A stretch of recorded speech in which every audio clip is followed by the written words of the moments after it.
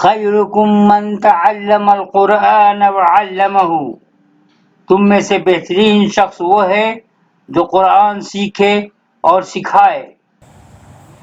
السلام علیکم ورحمۃ اللہ وبرکاتہ۔ دوستو، آج آپ کے سامنے سورہ بقرہ آیت نمبر 165 کی تلاوت کروں گا۔ چلیے میں شروع کرتا ہوں۔ بسم اللہ الرحمن الرحیم۔ وَمِنَ النَّاسِ مَن يَتَّخِذُ مِن دُونِ اللَّهِ أَندَادًا يُحِبُّونَهُمْ كَحُبِّ اللَّهِ وَالَّذِينَ آمَنُوا أَشَدُّ حُبًّا لِلَّهِ وَلَوْ يَرَى الَّذِينَ ظَلَمُوا إِذْ يَرَوْنَ الْعَذَابَ أَنَّ الْقُوَّةَ لِلَّهِ جَمِيعًا وَأَنَّ اللَّهَ شَدِيدُ الْعَذَابِ۔ استبرأ الذين اتبعوا من الذين اتبعوا ورأوا العذاب وتقطعت بهم الأسباب وقال الذين اتبعوا لو أن لنا كرة فنتبرأ منهم كما تبرؤوا منا كذلك يريهم الله أعمالهم حسرات عليهم وما هم بخارجين من النار۔ اور کچھ لوگ ایسے ہیں جو اللہ کے سوا دوسروں کو اس کا برابر ٹھہراتے ہیں، ان سے ایسی محبت رکھتے ہیں جیسی محبت اللہ سے رکھنا چاہیے، اور جو ایمان والے ہیں وہ سب سے زیادہ اللہ سے محبت رکھنے والے ہیں۔ اور اگر یہ ظالم اس وقت کو دیکھ لیں جب کہ وہ عذاب سے دوچار ہوں گے کہ زور سارا کا سارا اللہ کا ہے، اور اللہ بڑا سخت عذاب دینے والا ہے۔ جب کہ وہ لوگ جن کے کہنے پر دوسرے چلتے تھے ان لوگوں سے الگ ہو جائیں گے جو ان کے کہنے پر چلتے تھے، عذاب ان کے سامنے ہوگا اور ان کے سب طرف کے رشتے بالکل ٹوٹ چکے ہوں گے۔ وہ لوگ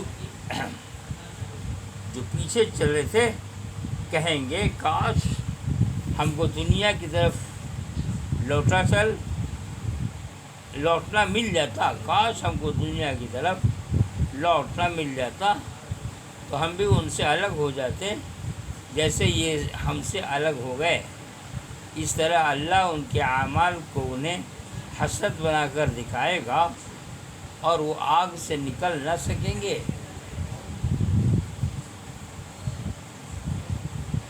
آدمی اپنی فطرت اور اپنے حالات کے لحاظ سے ایک ایسی مخلوق ہے جو ہمیشہ ایک خارجی سہارا چاہتا ہے، ایک ایسی ہستی جو اس کی کمیوں کی تلافی کرے اور اس کے لیے اعتماد و یقین کی بنیاد ہو۔ کسی کو اس حیثیت سے اپنی زندگی میں شامل کرنا اس کو اپنا معبود بنانا ہے۔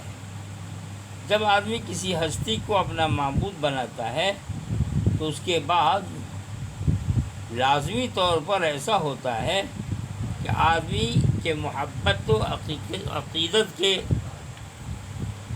جذبات اس کے لیے خاص ہو جاتے ہیں۔ آدمی عین اپنی فطرت کے لحاظ سے مجبور ہے کہ کس سے حب شدید کرے، اور جس سے کوئی جب شدید کرے وہی اس کا معبود ہے۔ موجودہ دنیا میں چونکہ خدا نظر نہیں آتا ہے، اس لیے ظاہر پرست انسان عام طور پر نظر آنے والی ہستیوں میں سے کسی ہستی کو وہ مقام دے دیتا ہے جو دراصل خدا کو دینا چاہیے۔ یہ ہستیاں اکثر وہ سردار یا پیشوا ہوتے ہیں جو کسی ظاہری خصوصیت کی بنا پر لوگوں کا مرجع بن جاتے ہیں۔ آدمی کی فطرت کا خلا جو حقیقتاً اس لیے تھا کہ ان کو رب العالمین سے پر پر کیا جائے، وہاں کسی سردار یا پیشوا کو بیٹھا لیتا ہے۔ ایسا اس لیے ہوتا ہے کہ کسی انسان کے گرد کچھ ظاہری رونق دے کر لوگ اس کو بڑا سمجھ لیتے ہیں، کوئی اپنے غیر معمولی شخصی اوصاف سے لوگوں کو متاثر کر لیتا ہے، کوئی کسی گدی پر بیٹھ کر سینکڑوں سال کی روایات کا وارث بن جاتا ہے، کسی کے یہاں انسانوں کی بھیڑ دیکھ کر لوگوں کو غلط فہمی ہو جاتی ہے کہ وہ عام انسانوں سے بلند تر کوئی انسان ہے، کسی کے گرد پراسرار کہانیوں کا حالہ تیار ہو جاتا ہے اور سمجھ لیا جاتا ہے کہ وہ غیر معمولی قوتوں کا حامل ہے، مگر حقیقت یہ ہے کہ خدا کی اس کائنات میں خدا کے سوا کسی کو کوئی زور یا بڑائی حاصل نہیں۔ انسان کو خدا کا درجہ دینے کا کاروبار اسی وقت تک ہے جب تک خدا ظاہر نہیں ہوتا۔ خدا کے ظاہر ہوتے ہی صورتحال اس قدر بدل جائے گی کہ بڑے اپنے چھوٹوں سے بھاگنا چاہیں گے اور چھوٹے اپنے بڑوں سے۔ وہ وابستگی جس پر آدمی دنیا میں فخر کرتا تھا، جس سے وفاداری اور شیفتگی دکھا کر آدمی سمجھتا تھا کہ اس نے سب سے بڑی چٹان کو پکڑ رکھا ہے، اور وہ آخرت کے دن اس طرح بے معنی ثابت ہوگی جیسے اس کی کوئی حقیقت ہی نہ ہو۔ آدمی اپنی گزری ہوئی زندگی کو حسرت کے ساتھ دیکھے گا اور کچھ نہ کر سکے گا۔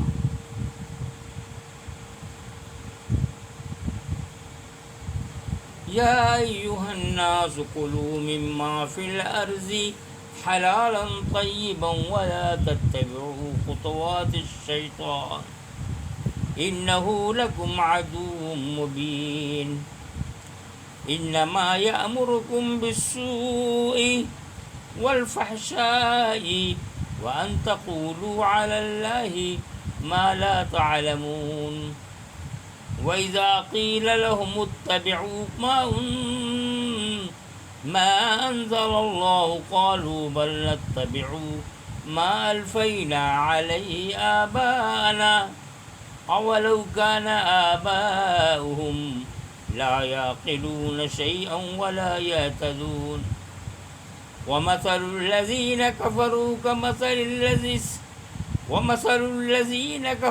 كَمَثَلِ الَّذِي يَنْعِقُ بِمَا لَا يَسْمَعُ إِلَّا دُعَاءً وَنِدَاءً صُمٌّ بُكْمٌ عُمْيٌ فَهُمْ لَا يَعْقِلُونَ۔ لوگو زمین کی چیزوں میں سے حلال اور پاکیزہ چیزیں کھاؤ اور شیطان کے قدموں پر مت چلو، بے شک وہ تمہارا کھلا ہوا دشمن ہے، وہ تم کو صرف برے کام اور بے حیائی کی تلقین کرتا ہے اور اس بات کی کہ تم اللہ کی طرف وہ باتیں منسوب کرو جن کے بارے میں تم کو کوئی علم نہیں، اور جب ان سے کہا جاتا ہے کہ اس پر چلو جو اللہ نے اتارا ہے تو وہ کہتا ہے کہ ہم اس پر چلیں گے جس پر ہم نے اپنے باپ دادا کو پایا ہے۔ کیا اس صورت میں بھی کہ ان کے باپ دادا نہ عقل رکھتے ہوں اور نہ سیدھی راہ جانتے ہوں؟ اور ان منکروں کی مثال ایسی ہے جیسے کوئی شخص ایسے جانور کے پیچھے چلا رہا ہو جو بلانے اور پکارنے کے سوا اور کچھ نہیں سنتا۔ یہ بہرے ہیں، گونگے ہیں، اندھے ہیں، وہ کچھ نہیں جانتے۔ شرک کیا ہے؟ بہت امپورٹنٹ بات ہے، ہم مسلمانوں کو توجہ کے ساتھ پڑھنا چاہیے۔ آئیے شرک کی تعریف کیا کر رہے ہیں مولانا نے۔ شرک کیا ہے؟ جذبات عبودیت کی تسکین کے لیے خدا کے سوا کوئی دوسرا مرکز بنا لینا۔ خدا انسان کی سب سے بڑی اور لازمی ضرورت ہے۔ خدا کی طرف انسانی فطرت میں خدا کی طلب انسانی فطرت میں اس طرح بسی ہوئی ہے کوئی شخص خدا کے بغیر نہیں رہ سکتا۔ انسان کی گمراہی خدا کو چھوڑنا نہیں ہے، بلکہ اصلی خدا کی جگہ کسی فرضی خدا کو اپنا خدا بنا لینا ہے۔ اس لیے شریعت میں ہر اس چیز کو حرام قرار دیا گیا ہے جو کسی بھی درجے میں آدمی کی فطری طلب کو اللہ کے سوا کسی اور کی طرف موڑ دینے والی ہو۔ بت پرست قومیں بتوں کے نام پر جانور چھوڑتی ہیں اور ان جانوروں کو کھانا یا ان سے نفع اٹھانا حرام سمجھتی ہیں۔ جدید تہذیب میں بھی یہ رسم قومی پرند اور قومی جانور جیسی صورتوں میں رائج ہے۔ اس طرح کسی چیز کو اپنے لیے حرام کر لینا محض ایک سادہ قانونی معاملہ نہیں، بلکہ یہ اللہ کے ساتھ شرک کرنا ہے، کیونکہ جب ایک چیز کو اس طرح حرام ٹھہرایا جاتا ہے تو اس کی وجہ یہ ہوتی ہے کہ کسی خود ساختہ عقیدہ کی وجہ سے اس کو مقدس سمجھ لیا جاتا ہے۔ یہ خدا کے حقوق میں غیر خدا کو ساجی بنانا ہے۔ یہ احترام و تقدس کے ان فطری جذبات کو تقسیم کرنا ہے جو صرف خدا کے لیے ہے اور جن کو صرف خدا ہی کے لیے ہونا چاہیے۔ شیطان اس قسم کی رواج اس لیے ڈالتا ہے تاکہ آدمی کے اندر چھپے ہوئے استعجاب و تقدس کے جذبات کو مختلف سمتوں میں بانٹ کر اللہ کے ساتھ اس کے تعلق کو کمزور کر دے۔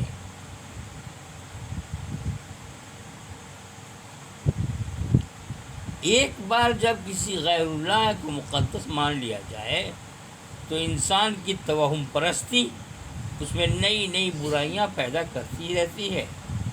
ایک جانور کو ان پراسرار اوصاف کا حامل گمان کر لیا جاتا ہے جو صرف خدا کے لیے خاص ہیں۔ اس کو خدا کی قربت کا حاصل کرنے کا ذریعہ سمجھ لیا جاتا ہے۔ اس سے برکت اور کاربار آرمی کی امید کی جاتی ہے۔ برکت اور کاربار آرمی برآری اور برکت اور کار برآری کی امید کی جاتی ہے۔ یہ چیز جب اگلی نسلوں تک پہنچتی ہے تو وہ اس کو آباء و اجداد کی مقدس سنت سمجھ کر اس طرح پکڑ لیتی ہیں کہ اب اس پر کسی قسم کا غور و فکر ممکن نہیں ہوتا، حتیٰ کہ وہ اس وقت تک آتا ہے جب کہ لوگ دلیل کی زبان سمجھنے سے اتنا زیادہ عاری ہو جاتے ہیں گویا کہ ان کے پاس نہ آنکھ اور کان ہیں جس سے وہ دیکھیں اور سنیں، اور نہ ان کے پاس دماغ ہے جس سے وہ کسی بات کو سمجھیں۔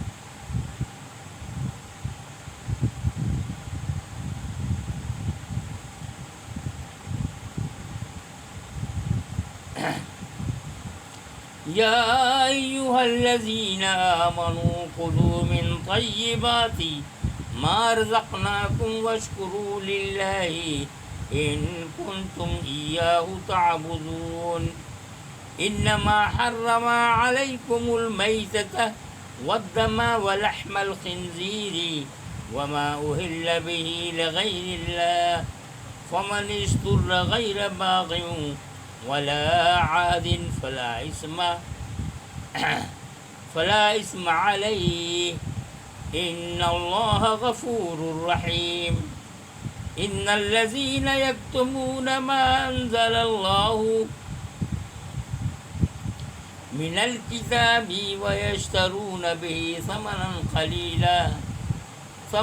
قليلا أولئك ما يأكلون في بطونهم إلا النار ولا يكلمهم الله يوم القيامة ولا يزكيهم ولهم عذاب أليم أولئك الذين اشتروا الضلالة بالهدى والعذاب بالمغفرة فما أصبرهم على النار ذلك بأن الله نزل الكتاب بالحق وإن الذين اختلفوا في الكتاب لفی شقاق بعید۔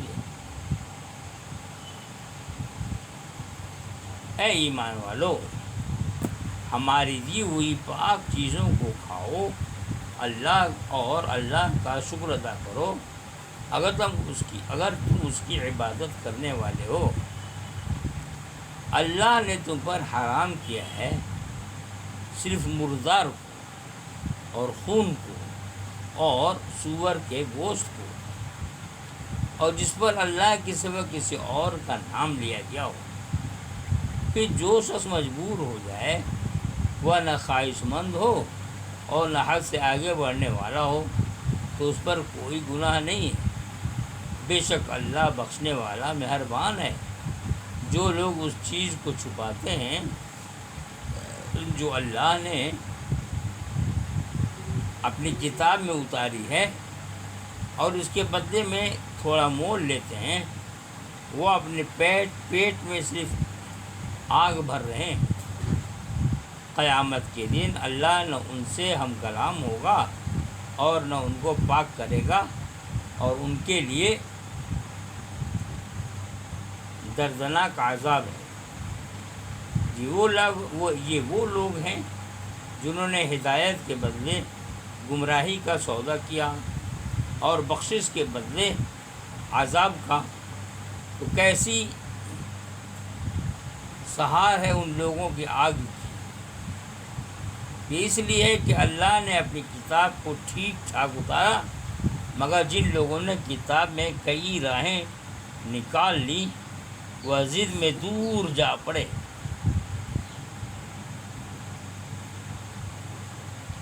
کھانے پینے کی چیزوں کو استعمال کرتے ہوئے جو احساسات آدمی کے اندر ابھرنے چاہیے وہ شکر اور اطاعت الہی کے احساسات ہیں، یعنی یہ کہ ہم اللہ کی دی ہوئی چیز کو اللہ کے حکم کے مطابق کھا رہے ہیں۔ یہ احساس آدمی کے اندر خدا پرستی کا جذبہ ابھارتا ہے، مگر خود ساختہ طور پر جو عقیدے بنائے جاتے ہیں اس میں یہ نفسیات بدل جاتی ہیں۔ اب انسان کی توجہ چیزوں کے مفروضہ خواص کی طرف لگ جاتی ہیں۔ جن چیزوں کو پا کر اللہ کے شکر کا جذبہ ابھرتا ہے ان سے خود ان چیزوں کے احترام و تقدس کا جذبہ ابھرتا ہے۔ آدمی مخلوق کو خالق کا درجہ دے دیتا ہے۔ کسی چیز کے حرام ہونے کی بنیاد اس کا مفروضہ تقدس یا اس کے بارے میں توہماتی عقائد نہیں ہے، بلکہ اس کے اسباب بالکل دوسرے ہیں۔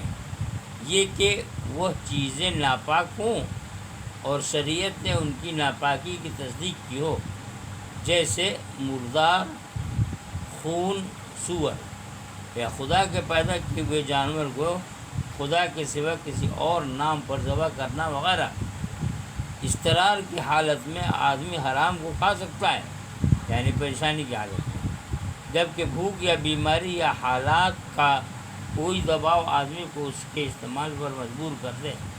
تاہم یہ ضروری ہے کہ آدمی حرام چیز کو رغبت سے نہ کھائے اور نہ اس کو واقعی ضرورت سے زیادہ لے۔ اس قسم کے توہماتی عقائد جب عوامی مذہب بن جائیں تو علماء کا حال یہ ہوتا ہے کہ اس کے بارے میں اللہ کا حکم جانتے ہوئے بھی وہ اس کے اعلان سے ڈرنے لگتے ہیں، کیونکہ ان کو ہمیں اندیشہ ہوتا ہے کہ اس طرح وہ عوام سے کٹ جائیں گے جن کے درمیان مقبولیت حاصل کر کے وہ بڑے بنے ہوئے ہیں۔ گمراہ عوام سے مصالحت اگرچہ دنیا میں ان کو عزت اور دولت دے دیتی ہے، مگر اللہ کی نظر میں ایسے لوگ بدترین مجرم ہیں۔ حق کو مصلحت کی خاطر چھپانا ان لغزشوں میں سے نہیں جس سے آخرت میں اللہ درگزر فرمائے گا۔ وہ جرائم ہیں جو آدمی کو اللہ کی نظر عنایت سے محروم کر دیتے ہیں۔ ان سے بھی زیادہ برے وہ لوگ ہیں جن کے سامنے حق پیش کیا جائے اور وہ اعتراف کرنے کے بجائے اس میں بے معنی بحثیں نکالنے لگیں۔ ایسے لوگوں کے اندر ضد کی نفسیات پیدا ہو جاتی ہیں اور بالآخر وہ حق سے اتنا دور ہو جاتے ہیں کہ کبھی اس کی طرف نہیں لوٹتے۔ تو جناب 22 منٹ تک میں آپ کے سامنے آپ سے مخاطب رہا، 22 منٹ تک۔ اب آپ اجازت دیجیے۔ بات اصل یہ ہے کہ میں بھی نہیں چاہتا ہوں کہ بہت زیادہ پڑھوں اور آپ جلدی سے بھاگ جائیں، تھوڑا ہی تھوڑا کر کے ہم لوگ پوری کی پوری پڑھیں۔ آپ پتہ تو گزارش ہے کہ پوری جو بھی عبارت اس کو پڑھ لیجئے، 10 سے 20 منٹ تک ہم پڑھتے ہیں ہم لوگ ترجمہ اور تفسیر کے ساتھ، تو اس میں وقت نکال کے پڑھیے۔ میرے پاس ایک مشین ہے، موبائل میں ایک ایپ ہے کہ جو کوئی بھی جہاں کہیں سے پڑھ رہا ہے میرے پاس آ جاتا ہے، تو مجھے بہت خوشی ہے کہ ہماری مائیں اور بہنیں بھی توجہ کے ساتھ پڑھ رہی ہیں۔ ان سے پھر میں گزارش کروں گا کہ آپ اور زیادہ سے زیادہ پڑھیں اور اپنی سہیلیوں کو اپنے دوستوں میں شیئر کریں اور بچوں پہ توجہ دیں۔ آپ ہی لوگ اپنے بچوں کو، اپنے چھوٹے بھائیوں کو، بہنوں کے مستقبل بنانے کے لیے ذمہ داری رکھتے ہیں، اس کے لیے موقع نکالیے۔ صرف بذات خود عبادت کرنے سے نہیں ہوگا، اپنے چھوٹے کو صحیح راستے پر لانا بھی ایک عبادت ہے۔ اللہ تعالیٰ آپ تمام لوگوں کی عبادت کو قبول فرما لے۔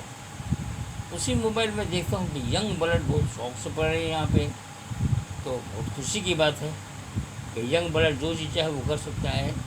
آپ لوگ چاہیں تو 5-6 دوستوں کے درمیان ایک ساتھ پڑھیے اور سبھی لوگ باری باری سے قرآن کی آیت سنیے۔